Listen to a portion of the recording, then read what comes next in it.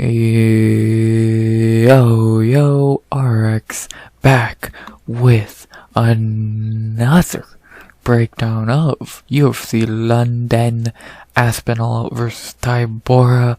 We are back in London for a fight night,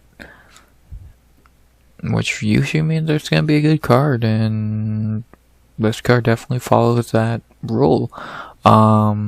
Yeah, we got 15 fights as of right now, which this is gonna be a long fucking breakdown, but if the card does go on with 15 fights, it's gonna be the first full card, literally, in a while, so great way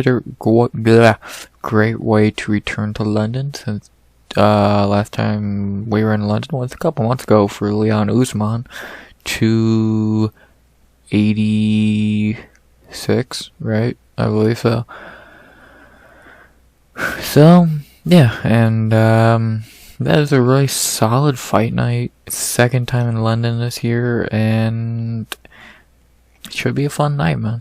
Of course, we got Tom Aspinall, Mr. Fight Night London, and let's see how he does. And let's see how a lot of Brits do on this card, because there's plenty. So, yeah, there's not much to say. Please like, comment, sub. 100 subs goal by the end of the year. And unless I'm forgetting to say something, we have 15 fights to break down. It's not going to be a short breakdown, but hopefully this card's good to where it's worth it. So, let's break down some fights. And we begin in the flyweight division with no Brits, of course, that's UFC's logic, as we got Jafel Pastor Filho versus Daniel Barez. Let's talk about Jafel Filho. Jafel in the UFC is 0-1, coming off the Contender Series where he looked good, got a nice win in the third, and then he made his UFC debut in London on that 286 card, which I referenced a minute ago, against Muhammad Mukayev, so they pretty much fed him to the wolves. And to be honest, Mukayev won the battle, Fiallo won the war. Fiallo pretty much fucked Mukayev's leg up. Probably should have got a submission win if it was fighting pretty much anyone else. And he left that fight probably looking better than Mukayev. Because Mukayev literally almost got subbed as a minus 1,000 favorite against a dude making his fucking debut. So, but that fight right just showed Filho isn't a good fighter. He's not like the other fighters Mukayev fought who are just not very good. And guy went over Salvador before he got in the UFC. That's a good win. Filho's a good fighter, I think. Like, the debut showed a lot of heart, but he he pretty much got fed to the fucking wolf, so now he's actually kind of getting a real fight that he can win. Had the full camp. I'm pretty sure, I don't know if that, he did have a full camp for fucking Mukayev, but dude, Mukayev's just a different fucking breed. If he stopped fucking around, that dude will be a champion, but that's a different story for a different time. Yeah, Filho's good. And I think this is gonna be the show, this should probably be his debut. Really, the first time we actually see him in a real fight that's a winnable. He's a good fighter. His striking is not bad. His grappling's pretty good for what he fucking almost did to Mukayev, so he's just a pretty good fighter. Young, only 30, young into his career still, got a good amount of wins, submission-wise, and he's a really good addition to flyweight. And again, after a super impressive debut, I'm interested, I'm interested to see how he does here, in a huge step down. And speaking of his opponent being a huge step down, let's talk about him. So, Daniel Barez. Barez did lose on Contender Series a couple years ago, 2021, to Carlos Hernandez, but then he's routed off 4 first round finishes since. And now he's in the UFC. I'm not gonna lie to you, I really don't know much about him. No cop. Yeah, I kind of, and I mean kind of remember his fight with Hernandez, but I'm not gonna lie,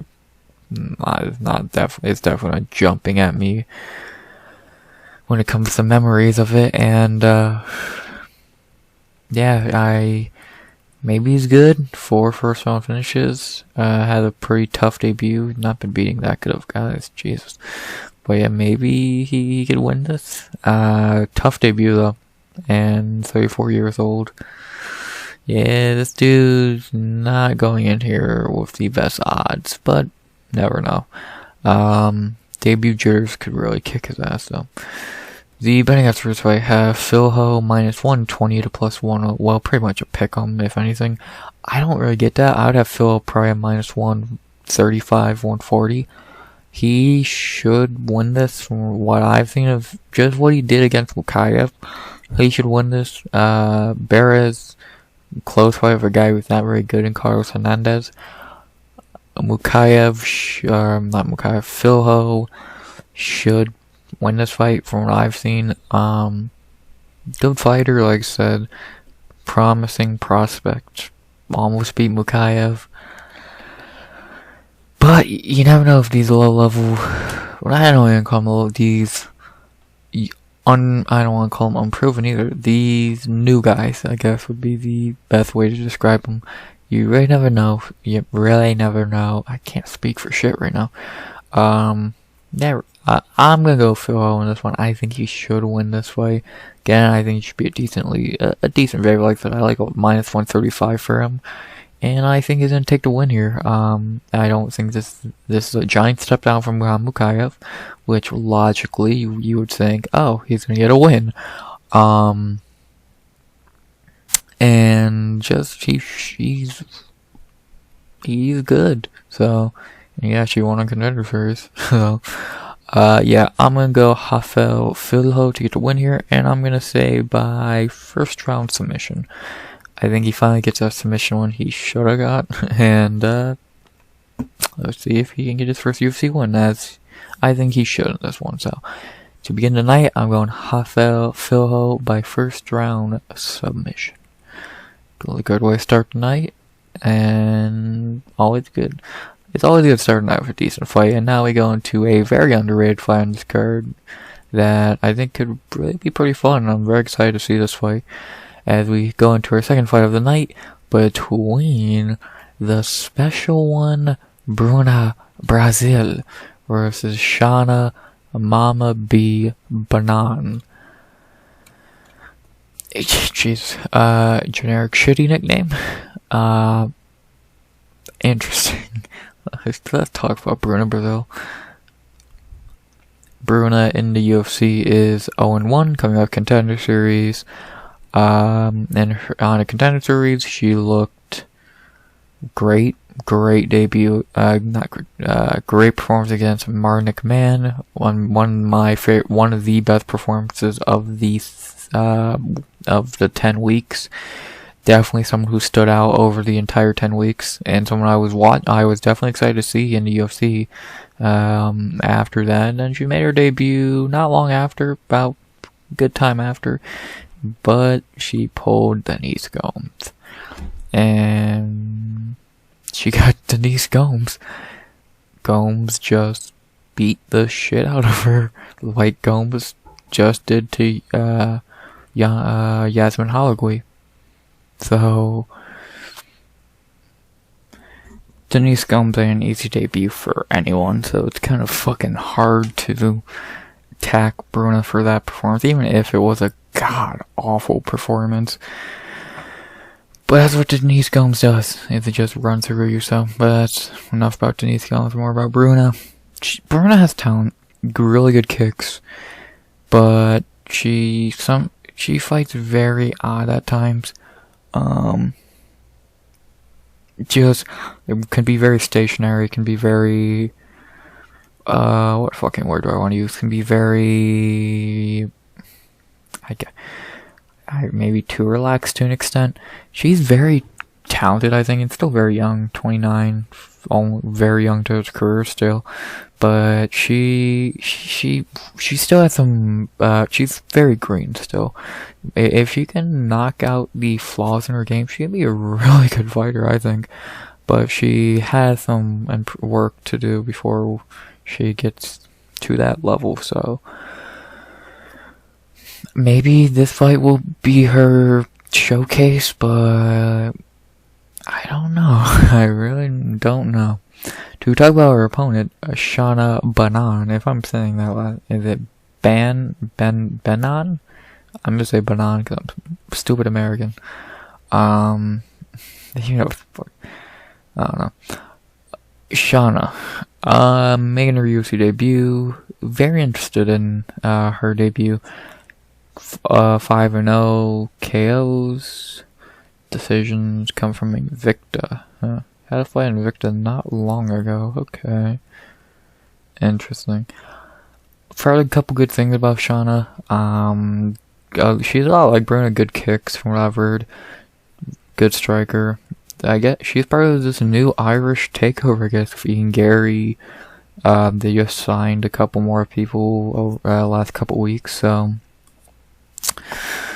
with Connor pretty much being irrelevant, garbage, so they need someone, and Gary and maybe Bannon can be that.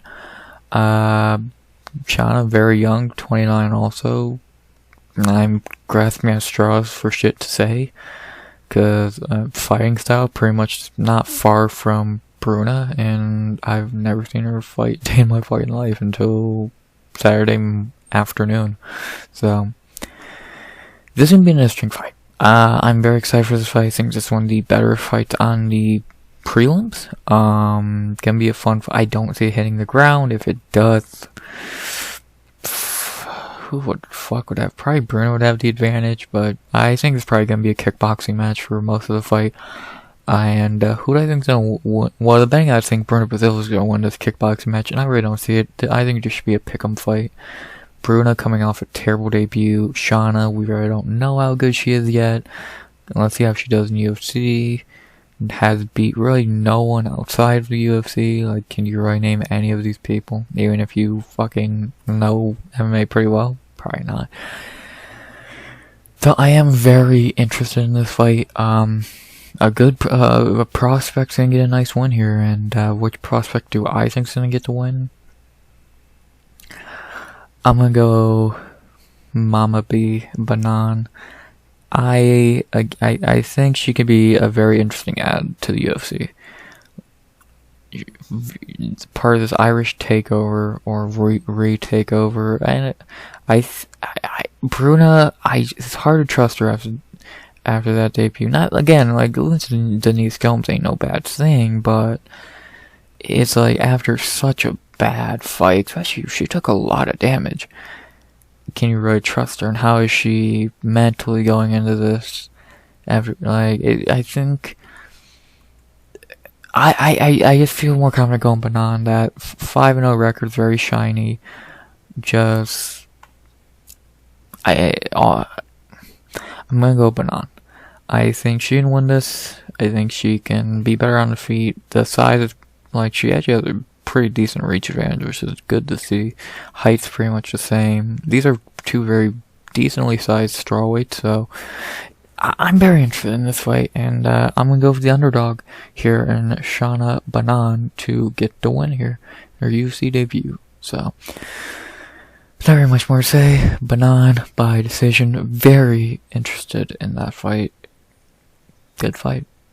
Two good strawweights, probably prospects. I'm gonna shut up. Let's go on to the next fight. After that, we head to lightweight for a fight that should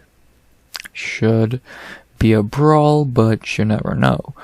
As we got Chris the Problem Duncan versus Yanal Red Fox Ashmouz. This should be a really good fight. These two should go in there and brawl. And let's first talk about Chris Duncan. Chris in the UFC is 1-0, coming off Contender Series where he had 1-1. He lost to Slava Claus, which it's not the worst loss in the world, but then he comes back and has a insanely great fight with Charlie Campbell. Definitely go watch that. And he showed heart there. And then in his UFC debut against Omar Morales, he showed none of that, and all he did was become a panic wrestler because Omar was a better striker. Very shit debut by Morales, or by Duncan. All he did was fucking wrestle for 15 minutes. He was a panic wrestler because Omar was a better striker for some reason. So I'm very shit debut by Duncan. If he's on the Marc Diakiese route of I was a fun fighter but now I'm boring as shit, then just don't even waste your time showing up. No one wants to watch you fight. If you're actually gonna go in there and fight, then let's see what you can do, man. But if you're just gonna be a boring little bitch, don't even waste your time. We want to see Duncan from Contender Series go in there, brawl. Don't do this wrestling shit. No one wants to see it. So, yeah. Not like he can wrestle, but no one wants to watch that garbage. We're here to see fighters, not huggers. To talk about his opponent, Yanal Ashmouz. Yanal in the UFC is 1-0, coming off a giant upset win versus Sam Peterson at 286, where Chris Duncan also fought. Yeah, he completely fucks this kid up. Huge underdog, and just said, fuck you, and knocked him out badly. It's kind of scary how bad Patterson got fucked up. Like, he got fucked up. And, Yanal fucking made everyone remember him from that night. And now he's a very interesting prospect. Dude, we've seen his power now, his striking, his grappling. From what I've heard, it's not great, but and against a little bitch like Duncan who might try to wrestle, it might not be great, but who knows? We'll see what happens. I'm very interested to see how Yanal does in the second fight, because now he doesn't have that. No, we've not seen him before fight. What can he do? Who is he? We've seen him now, and now it's time to see what he can do. So, very interested to see what he can do. So, yeah. Not very much to say about this fight. The bang odds are a pick'em, pretty much. Yeah. If it's the brawl that it should be, then it should be an interesting fight. But if it's a boring wrestling match, then Duncan sucks. He's a bitch. But why am I say it's gonna be the fun brawl that it should be? And who am I going with in that fight? I'm going Yanal Ashmouz. We've seen Duncan get put out. We've seen Duncan in wars. He has heart, but I don't see him being able to survive this war, because it looks like Yanal hits really fucking hard, and I don't know if Duncan can survive that, so good luck, you're gonna need it. So with that being said, who am I going with in this fight? I'm going Yanal Ashmouz to get the win here. It should be a fun fucking war, and until someone drops in that fight, I'm going Yanal Ashmouz by knockout in the first. So, not much more to say. Yanal knockout in the first. 3 down, fuck ton to go. After that, we head to women's bantamweight for a highly ranked fight. For some reason, this low on the card. Logic. Between Ketlen Phenomenal Vieira versus Pannie Kianzad. Good fight, could be a fun one. Let's talk about Ketlen Vieira. Ketlen, someone I've never been impressed with. I don't think she's a good fighter. In the UFC, she should be 6-4. Her wins, Kelly, whoever the fuck, Ashley Evans Smith, Sarah McMahon, Kat Zingano. Sajara Eubanks and Misha Tate. Her losses: Irene Aldana, Yana Santos, Holly Holman, Raquel Pennington. So, the one positive you can say about her is she is only, besides Yana, I don't know what the fuck happened there, but with her other 3 losses, you can say she's just losing to some of the best fighters in the division: Irene, Holly, and Raquel. You can't really, and that was a robbery. That's why I say that's an L, because Ketlen got a robbery win. So yeah. But then you look at who she beat. Her best one's Katsugano. Who the fuck is this? Garbage. Garbage. 60. It's beyond garbage. Garbage. Like, come on. This is why I'm not impressed with Ketlen Vieira. A, she's not a good fighter, period. And B, she does not have the wins. Or any good wins. Outside of Cat. Like, and she's had 3 main events in a row for some reason, and she's lost her last 2 in a row. So, she's just not a good fighter. I don't think. She's not entertaining. She's not good. She's just fucking lame. I've always thought she's just like, fuck, I can name, Bilal Muhammad, Benil Dariush, Rob Font, just name few that I think are just not that good. For some reason are ranked and are talked about like they're actually good. They're not. So, relax. To talk about her opponent, Pannie Kianzad, a fighter I think is severely underrated. Is she the best? No. Has she had her bad performances? Yes. But I think Pannie's a very underrated fighter, and I'm very happy to see her back. In the UFC, Pannie is 5-3. Her wins, not even gonna try that shit. Jessie Jess, Betch Kohea, Sajara Eubanks, Alexis Davis, and Lena Landsberg. Her losses: Macy Chasson, Julia Aguilera, and Raquel Pennington. I think Pannie won this fight. If the judges knew how to score a fight, Pannie would be on a fucking 6-fight winning streak, which is insane. And I'm happy she is finally back. She's been off for over a year now after this war with Lena Landsberg. And I think Pannie's a very fun fighter. She might not be the best, because she ain't, but she's gonna bring the fight. She's very fun. Like, the Landsberg fight should have been a dominant performance by her, but she went in there and had a war. Fucking, yeah, and I'm not gonna fucking act like she has good wins. She doesn't. She has worse wins than Ketlen, because Ketlen at least has Katsugano. Pannie has no good wins. Like, and actually, I didn't know this was outside the UFC, because she went to Tough Finale and then didn't get a fight. Stupid. But like, her wins, Jessie Jess, I love Jessie Jess, but she's not good. These are not great wins, and this is not a good win. If she beats Ketlen, that will sadly be her best win to date. But she needs that good win.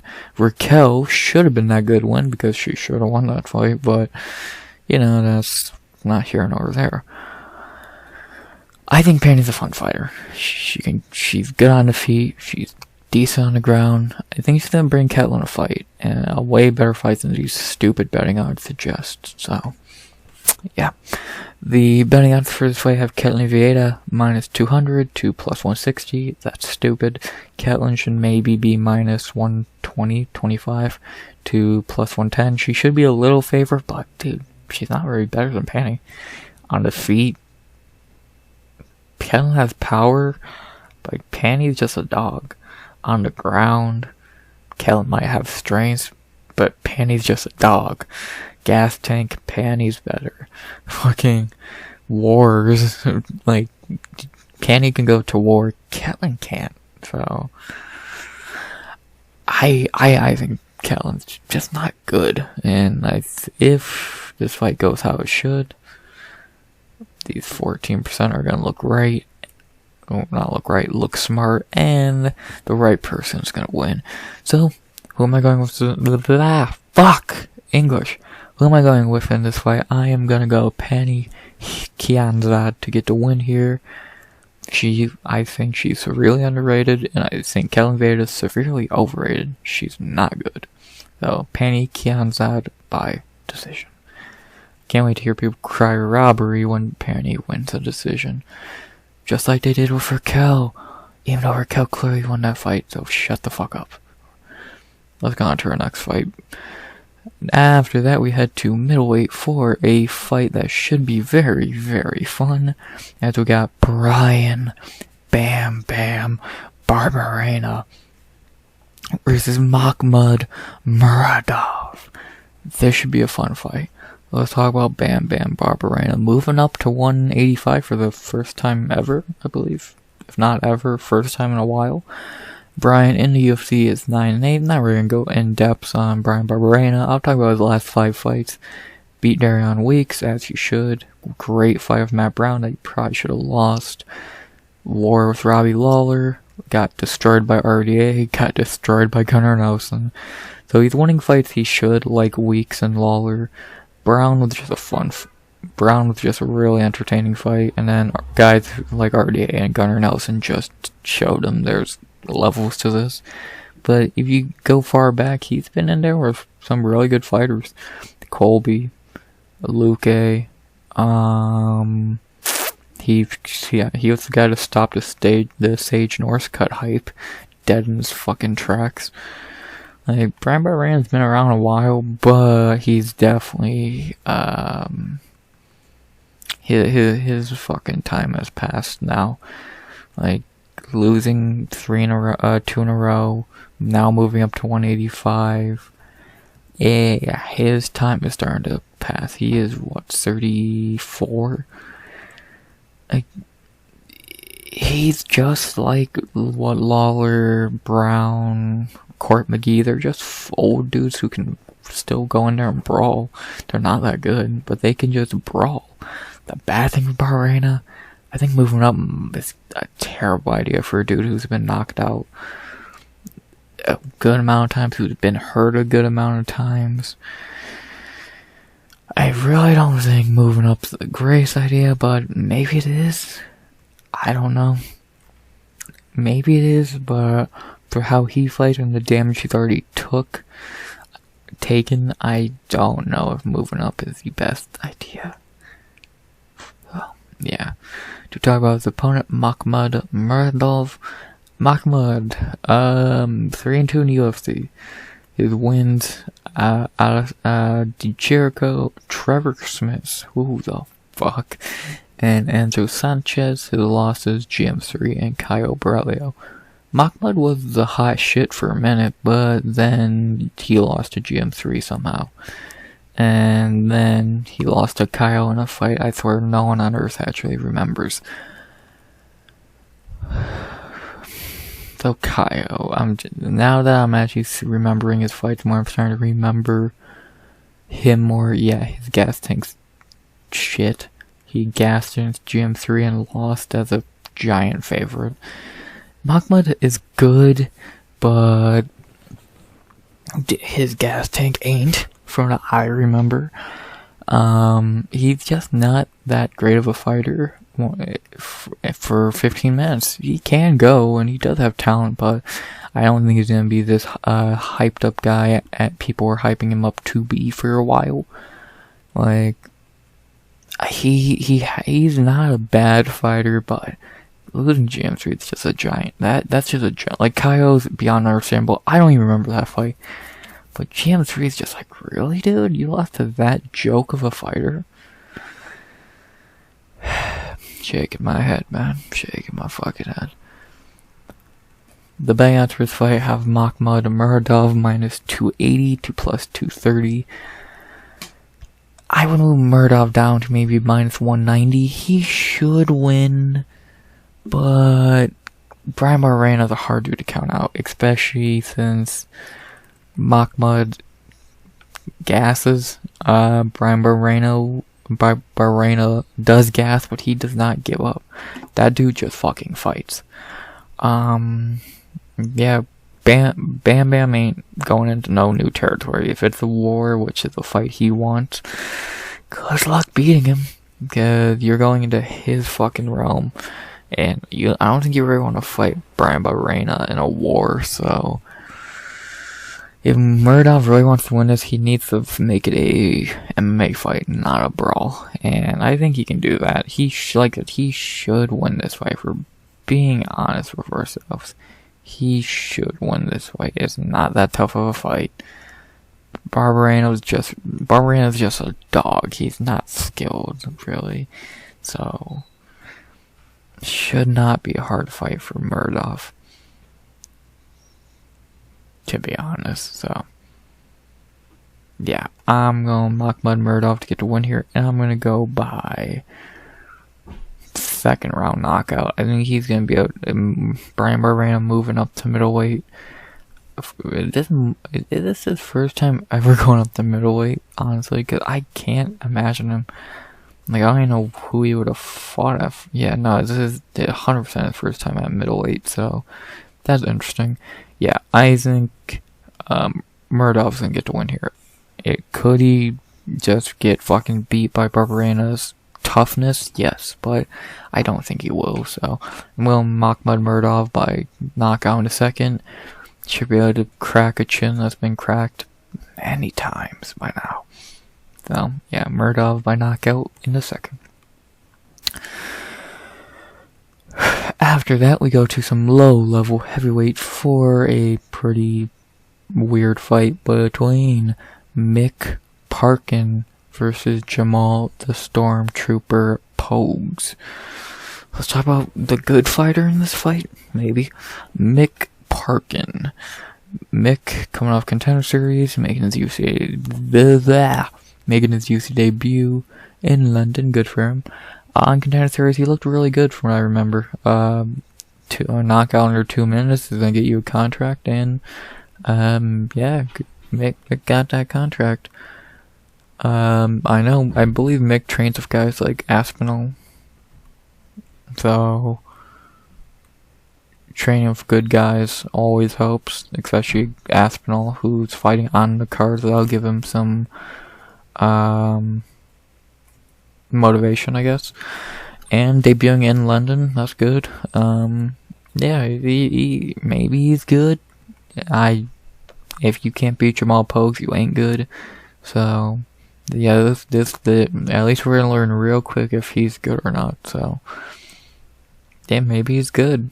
Got 3 first-round finishes, 2 second-round finishes. Never went to a decision. I like it. I like it a lot. I like seeing that, my guy. To talk about his opponent a little bit, Jamal Pogues. This dude's a fucking joke. He's not good. He won on Contender Series in a boring fight he shouldn't have got a contract in, and then he had he did not have that clear of a win against Josh Parisian. Dude, this dude's garbage. Dude, I think fucking Parker Porter is better. I think Jay Collier is better. I think Waldo Cortez Acosta is better. I think fucking maybe Martin Boudet is better. Jamal Pogues sucks. So, yeah. The betting odds for this fight, for some reason, have Pogues minus 145 to plus 120. At least some people are smart. I want just make it a pick'em. I would say Parkin should be the favorite, but I've got to see more of him. So, but most likely he should be the favorite, and he should win this fight. Pogues is garbage, and I think everyone knows it. So I'm gonna go Mick Parkin by knockout in the first. Pogues is trash. I'm not even wasting. He doesn't even deserve a fucking breakdown. Garbage.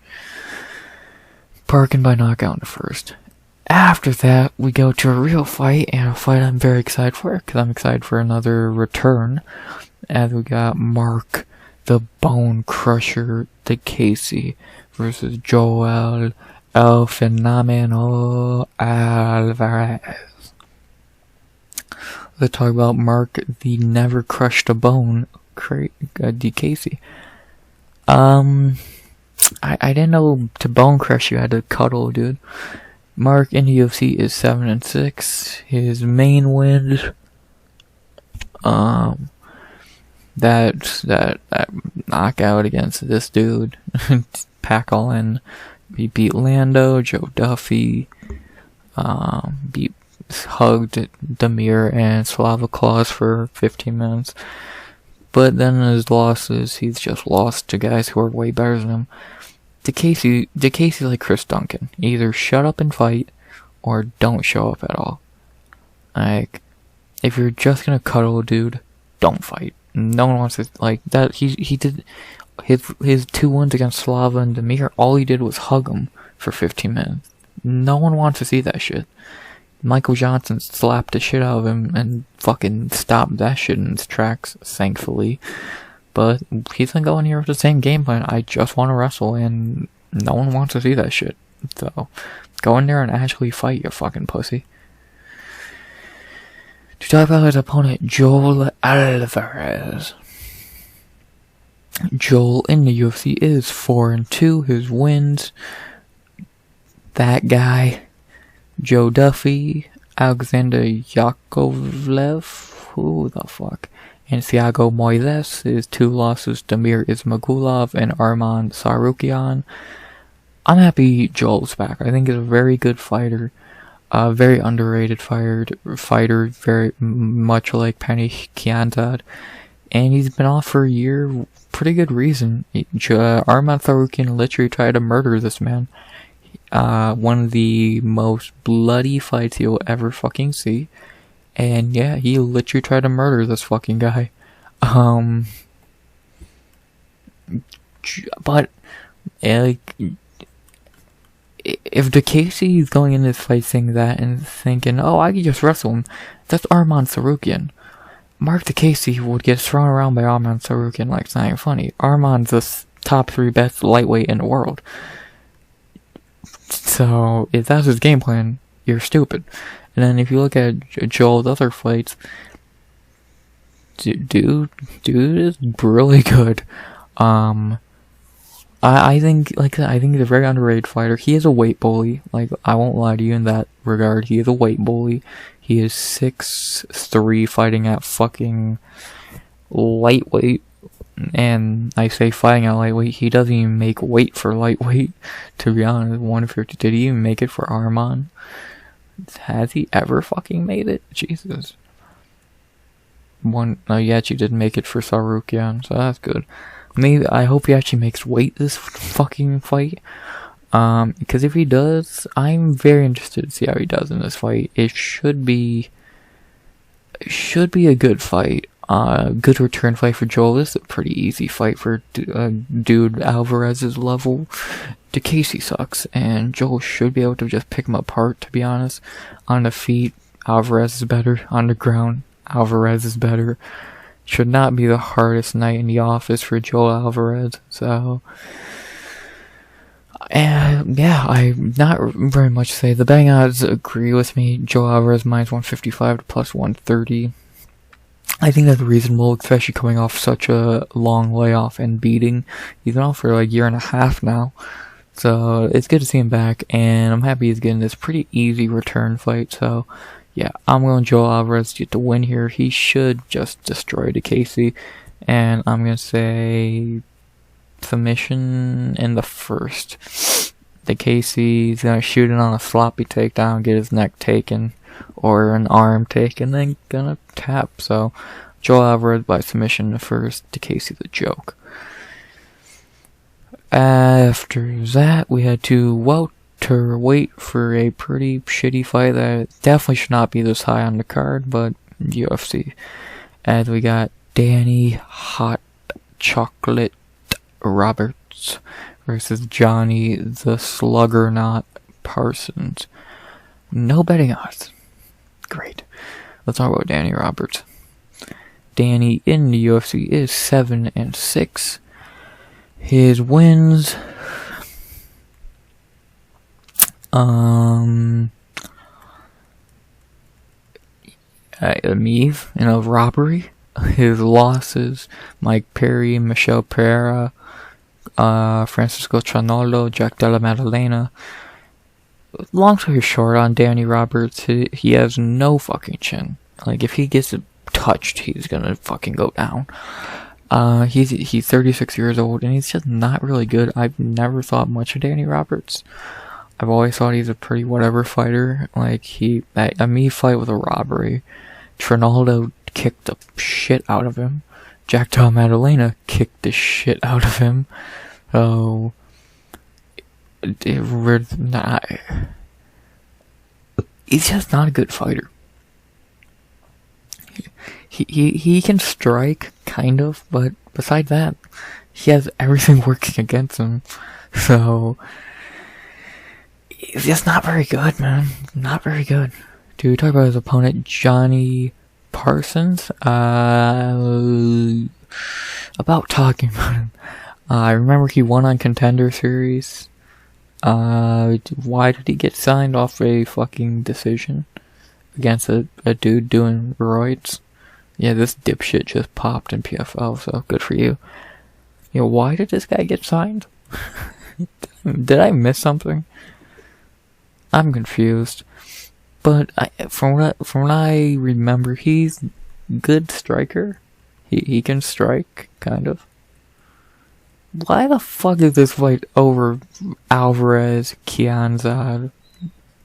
Like, why is this over some fights? Fucking makes no fucking sense in the world why this is over some fights that it is over. Whatever. UFC is gonna always UFC, I guess. So, the bang odds for this fight have not, or don't exist. I looked at them earlier. I believe Roberts is a small favorite.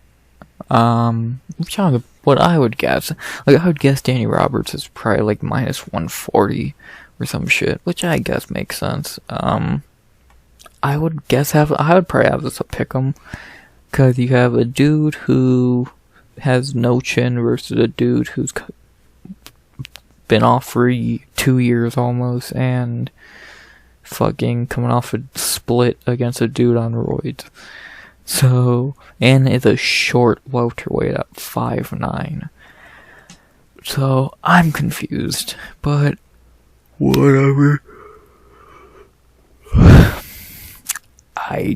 I don't even know what to say about this fight, to be honest. What can I say?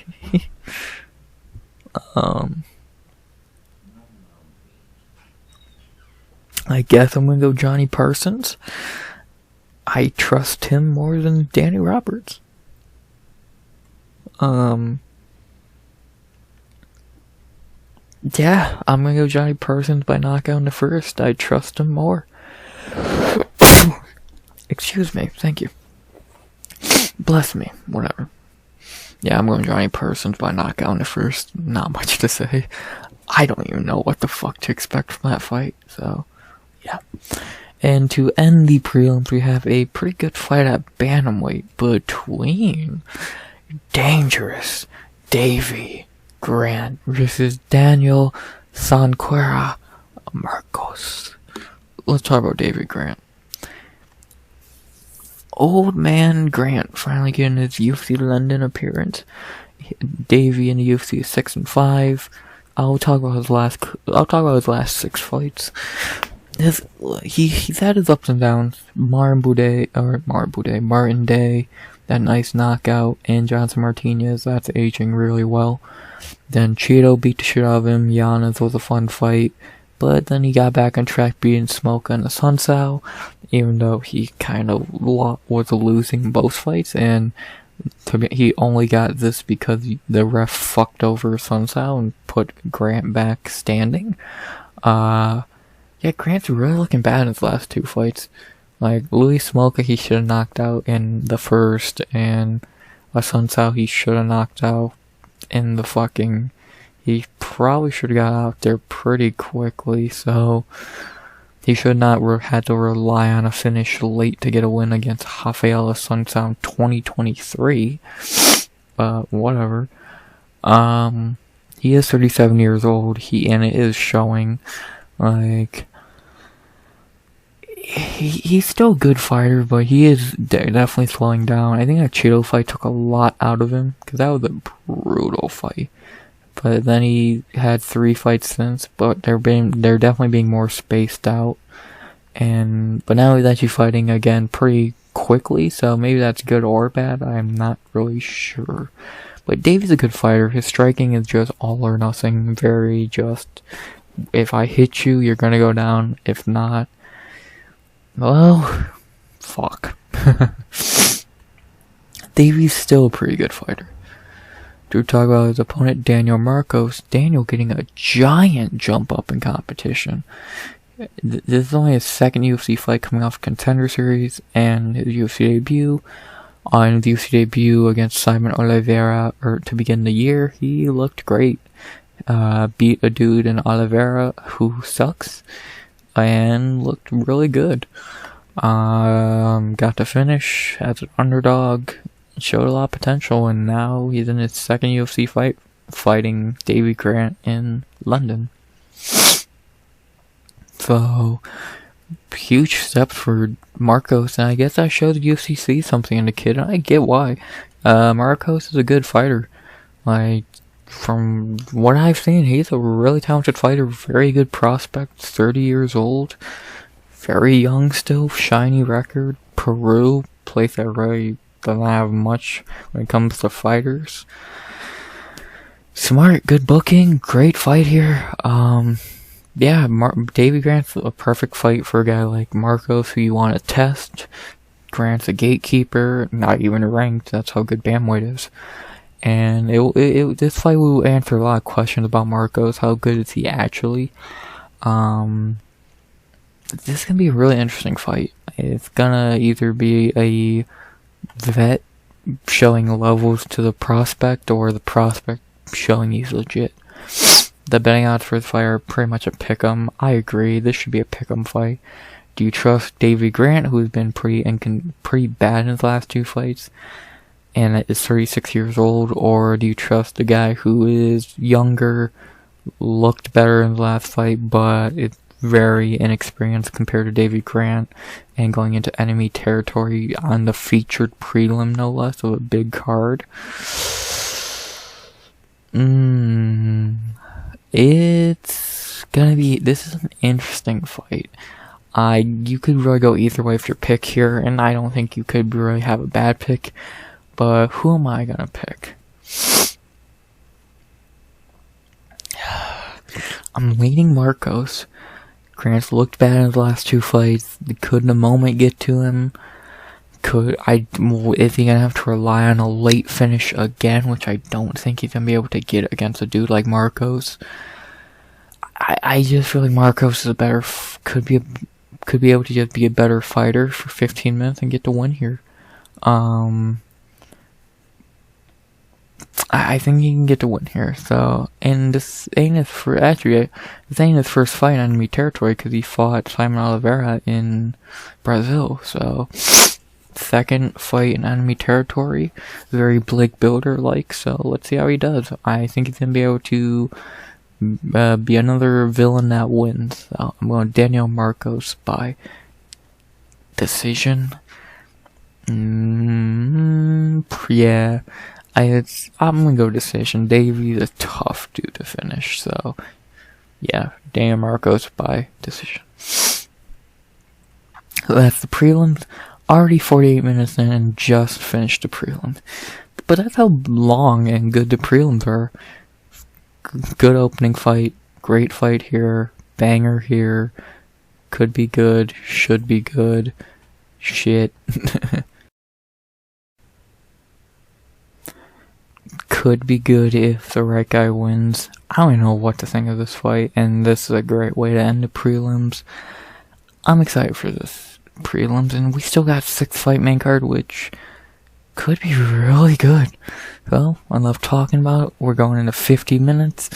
I'm not gonna ramble on about a couple of these fights, so hopefully we don't go too deep. Pause. So let's talk about the main card opener at featherweight between 2 pretty decent fighters, as we have Lerone, the Miracle Murphy versus Josh Culibao. let's talk about the Miracle, a dude who definitely lives by that nickname because he needs them. Lerone, I'll be straight. I think Lerone might be an overrated fighter. Draw with the Bear to Hugov, really? Yeah, good ones here. Losing around to Makhmud Americani. This is a complete robbery. He lost that fight.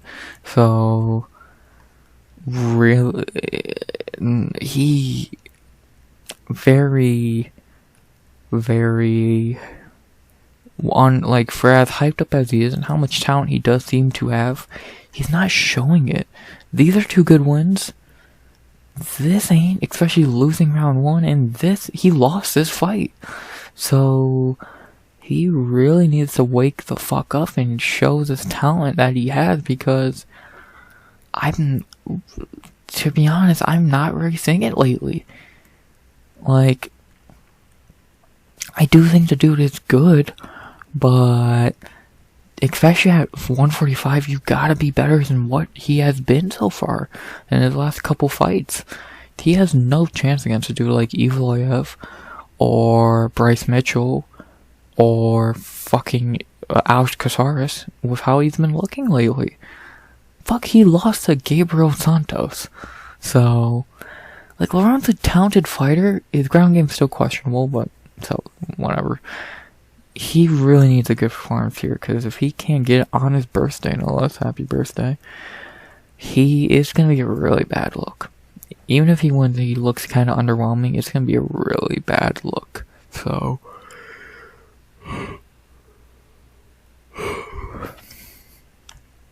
let's see how he does. Do you talk about his opponent, Josh Culibao? Culibao is 3-1-1 in the UFC. His wins, Shailan Nurdenbekov, Sung-Hoo Choi, and Melsik Bagdasaryan. His loss is Jalen Turner, and his draw is Charles Jourdain. He's beating guys he should pretty convincingly. He had lost to a dude he should lose to, and he had a draw with a pretty decent fighter. And then that Melsik fight, he was losing until he got that opportunity to win, and he took it. Culibao is getting better, it seems. He's a very tough kid. He's slow starter, but he definitely has a great gas tank. Gets better as the fight goes on, and he's good. He's really coming into his own, it seems. Losing Jalen Turner in your debut is nothing to be mad about. Jalen fucking Turner, come on. So, Culibao's a decent fighter. His striking's good. His grappling's fine. This is gonna be an interesting fight. He could really make a name for himself here. And this is the win he needs now after on a 3-fight win streak. Even beating Mosik, who's very good, but he still needs that, real big win. This could be it. The betting odds for the fight have Lerone Murphy minus 160 to plus 130. Sorry, I lost my train of thought. I really don't agree. I just move Lerone down a little bit to maybe minus 130 to plus 110. Should he win? Probably, but he should have beat Santos. He should have beat Togov. He should have not lost around to Makhmud Americani. But guess what? He fucking didn't do any of those things. He fucking lost around to Makhmud. He lost to Santos. And he had a draw with the Barrett to Hugov. Murphy really needs to show up this fight, but can you trust him to? I don't know. I really don't know, to be honest. So, and I feel like Culibao is getting really overlooked in this fight. I think Culibao is a very good fighter, and he could really make people look stupid by the end of this. I guarantee you a lot of breakdowns. I've only watched 2 breakdowns, but I guarantee you there's other ones that are acting like Lerone has this in the bag, and I really don't understand that. And look at that. So, who am I going with in this fight? I'm going with the upset. I'm going Josh Culibao to take the O. I think he'd really make it. He could really shock people in this one. Lerone might have a good round 1, Boy, in round 2 when Culibao turns it on, it could be a very interesting fight. Could they give another robbery win to Lerone? Yeah. But do I think they will? Probably not. I'm gonna go Josh Culibao here. I have a feeling he could get the upset, so I'm gonna go with it. Josh Culibao by decision. You never know, man. You never fucking know now, do you? I think it could happen. So I'm gonna go with it. Josh Culibao by decision upset. After that, we had 2 lightweight for a terrible fight that should not be on the main card. As we have the Black Country Banger Jai Herbert versus Faris Smile Killer ZM. Terrible fight. Let's talk about Jai Herbert. Jai's a lot like Danny Roberts, no fucking chin, and just ain't a good fighter. He has 2-3-1 in the UFC, his 2 wins are Kama Worth and Kyle Nelson. His losses, Francisco Trinaldo, Renato Moicano, and Ilya Tapoya, and his draws, Ludwig Klein. For his wins, yeah, you beat 2 shitty fighters. His losses, Trinaldo, yeah, it's hard to be mad at. Moicano, hard to be mad at. And Ilya, yeah, you hit that head kick, but I think that's a little overhyped at this point. Yeah, you landed one lucky. It's like Condit hitting the head kick on GSP. Yeah, you hit that, but you lost. Come on. And then, yeah, you had a draw of Ludwig Klein, which you should have, if I remember, he should have won this fight, but did he grab the cage or headbutt or some shit? So, yeah, a very crude Mennefield, like, where he should have won that fight, if I remember correctly, because he fucked up, dumbass. So, yeah, Herbert's not a good fighter. His grapplings just hold you up against the cage. His striking is nothing special. His chin is made out of glass. I've never been impressed with this dude. He's just not very good. To talk about his opponent, Faraz Ziam, another dude I've really never been impressed with, but at least he's had a better one good performance. He is 3-2 in UFC. To talk about his wins, Jamie Malarkey, Luigi Vander Meany, and Michael Macau Figlac. His losses are Dan Madji and Terrence McKinney. For his wins, Malarkey, I don't even know how he got that win. Vander Meany, that was not a good performance, but Figlac was a really good performance by him last year. That was a career best performance by him. He dominated Figlac for 15 minutes, and he looked great. He looked like a new and improved fighter. So, and like, that was a really good performance by ZM against a undefeated dude that everyone thought he was going to lose to. So that was a good performance. And then for his losses, Terrence McKinney, during Terrence McKinney hype, and then whoever the fuck this is. So, I think Ziam's about the same as Herbert, where he's just not, he's not very good, but I think he's better. I'm more impressed with him, and out of all his fights, I'm more impressed with him because he actually won a fight over, he landed a head kick. Good job. So, whatever. The betting odds for his fight are pretty much a pick-up. I agree. It's hard to be confident in either side of this coin because you got shitty fighter on the left and less shitty fighter on the right. So it's kind of a tale of two shit fighters. So maybe this fight will probably be really close, but not because they're fucking skilled, because they're so lack of skill. It's gonna be close. Yeah, who am I going with in this one though? I gotta go with ZM. He looked great in his last fight, and if he can look like that again, he should easily beat Jai Herbert. So I'm gonna go for ZM. Should be able to, he could probably crack that chin if he really wanted to, and probably gonna be a close fight. He matches him in size, which is not the most common thing for Jai Herbert.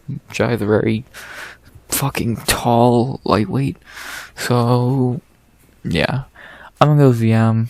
terrible fight that should not be on the main card. I could name a couple fights that should be on the main card over it.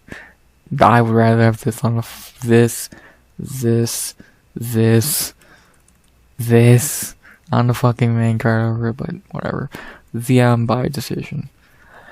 Now we get into the real nitty gritty of this fucking card as we go to middleweight for a grappling match between Andre Sergimano Muniz versus Paul Bearju Craig. Let's talk about Andre Muniz. Muniz in the UFC is 5-1, coming off Contender Series. In his 5 wins, he's beat Antonio Araujo, Fabrinsky, Jacare, Eric Anders, and Uriah Hall. In his 1 loss, he lost to Brendan Allen. He went on a nice streak, and Anders and Sosa, both pretty nice submission wins. This was a terrible performance against Hall. All he did was lay on him. A Hall that just looked like he gave up.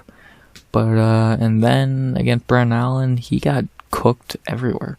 But I don't think that's a bad loss, because Brendan Allen's a top 5 level dude at this point, I think. So, I don't think that's a bad loss. Yeah, he looked terrible. But, again, Brendan Allen's really, really good. So, yeah, man, Brendan, I think people act like that's a bad loss just because everyone thought Muniz was gonna win. So, but that's not a bad loss in the slightest. And like, long short, and to break down the fight of Muniz, I don't gotta tell you anything. If you're on the ground with him, you're fucked. If you're standing with him, you're fine. Dude's a terrible striker. Speaking of terrible strikers, Paul Craig. To talk about Paul Craig, he is 8-6-1 in the UFC. To talk about his last couple fights, I think those are the ones that matter. Like, he's had ups and downs. In his last, we'll go 5 fights. We'll go 4 fights. Jamal Hill, that one has aged amazingly. Nikita Krylov, another one that has aged great. But then, his last 2 fights have been just embarrassing. Uzdemir, what the fuck was that? And Walker, that's the less embarrassing because Johnny Walker is Johnny Walker, but still, come on. Like, and he had a murderer's row of fucking opponents at first. Tyson Pedro, that's a terrible loss. Clear Roundtree, understandable. That's just a fluke. Getting subbed by Jimmy Crute, come on. Kennedy, that one's aging great. Zoe, can't get mad at it. Shogun, going to a draw with Shogun in 2019 is like, dude, you suck. Like, what I said of Muniz stands with Craig. If you're on the ground with him, you're worried. But dude, he's a worse striker than Muniz. He makes Andre Muniz look like fucking Wonderboy Thompson.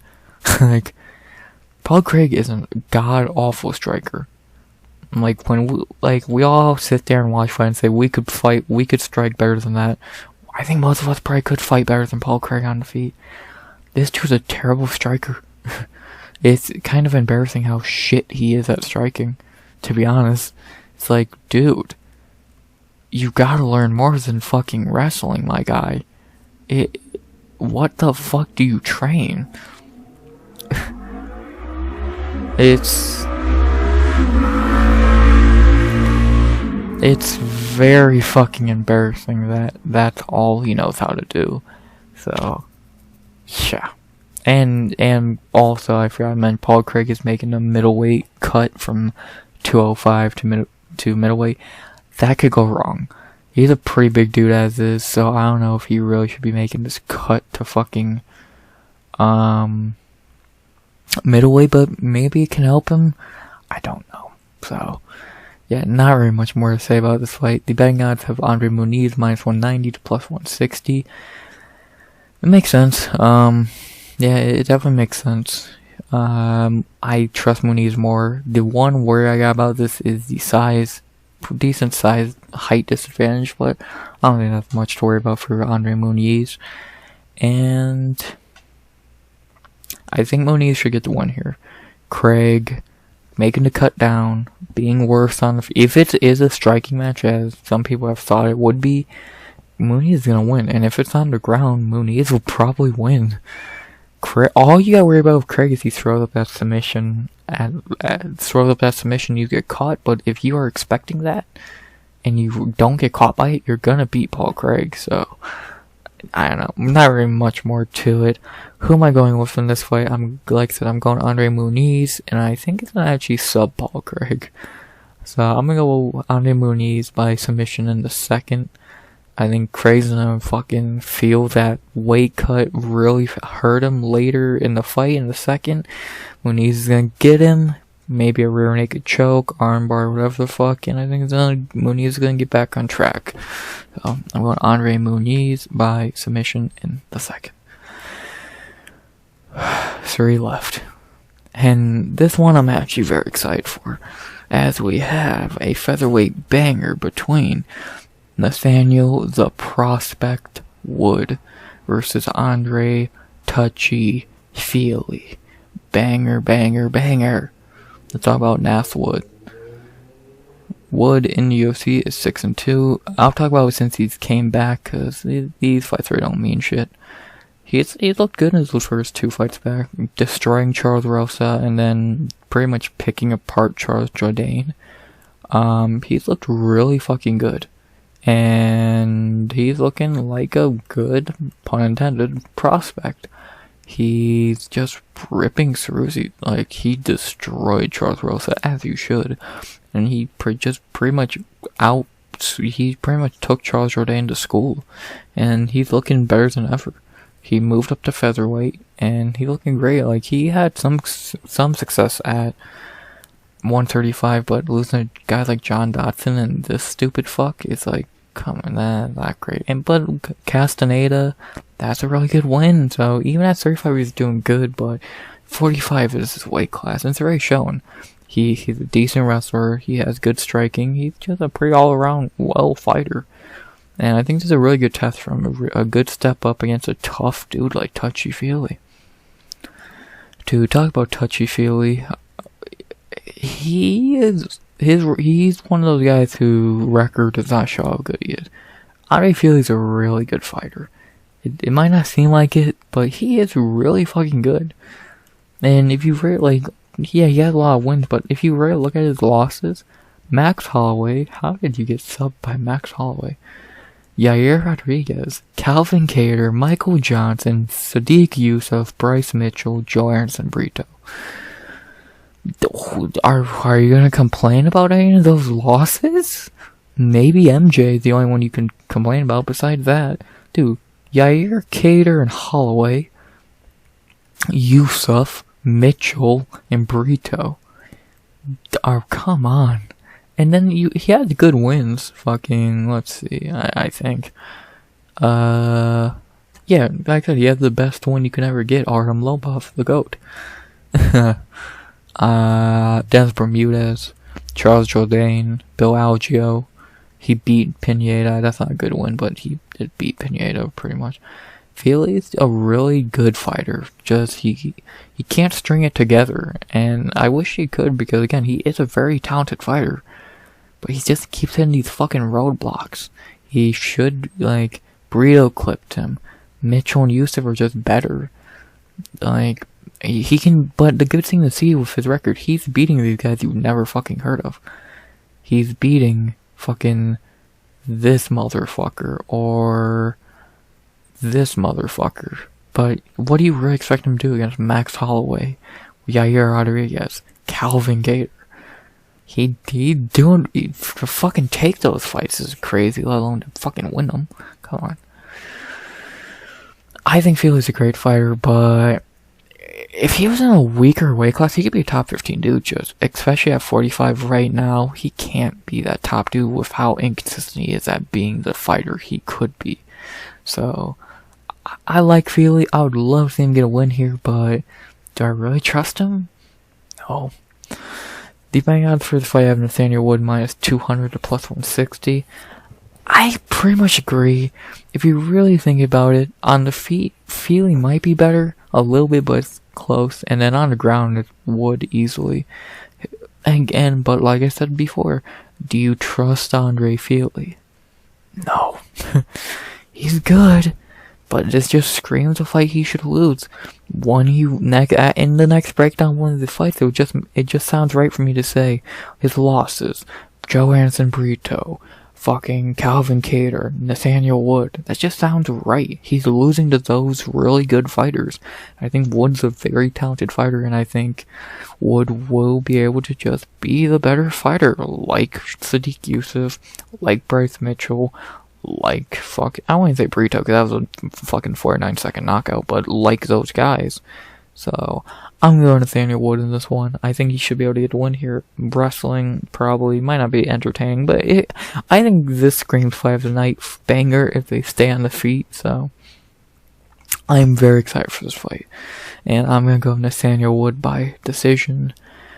Should get the win here, but you can never count out touchy-feely. So I'm excited for that fight. Banger. After that, we head to the co-main event, which I'm going to say nothing about, pretty much, because what can you say?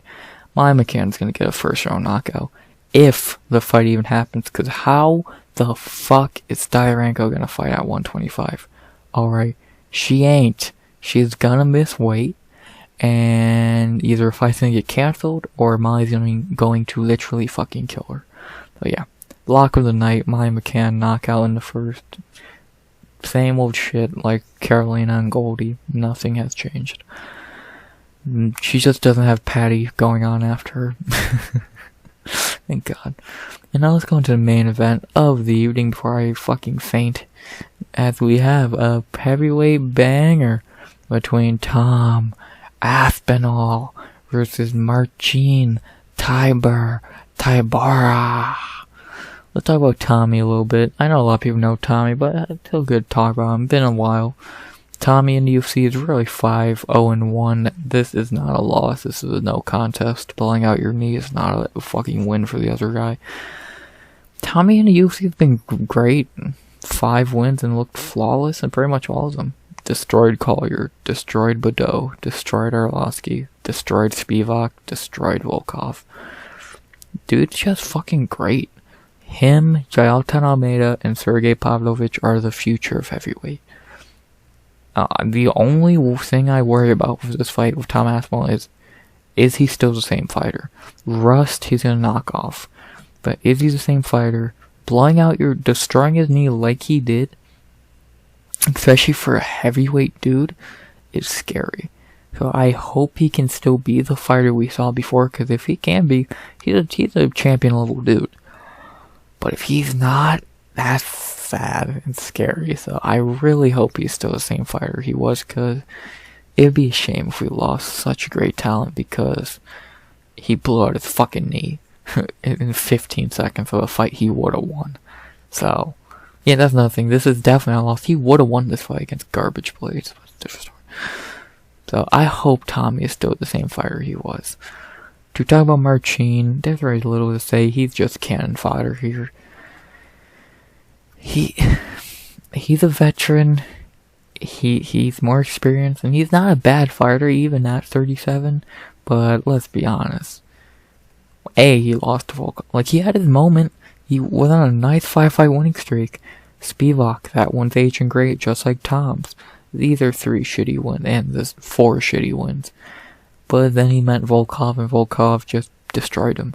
But then he came back, got 2 wins, ended Romanov's hype, and pretty clearly beat Blagoy. But to go from Blagoy Ivanov and Alexander Romanov to Tom Aspinall is fucking insane. And last time he took a big jump like Ben Roswell and Walt Harris to Volkov, he got destroyed. He had a certain level. He's a good fighter. He's a good, like, 7 through 15 heavyweight. Because if you look at heavyweight rankings, he's gonna beat most of them. He's not beating Jailton Almeida. He's not beating Tom Aspinall. He's not beating Sergey Pavlovich. He's not gonna beat John Jones. But could he probably beat Derek Lewis in a rematch? Yes. Could he probably beat Tai Tuivasa? Yes. Curtis Blades? Yes. Who else? Who else is actually ranked in that shithole division?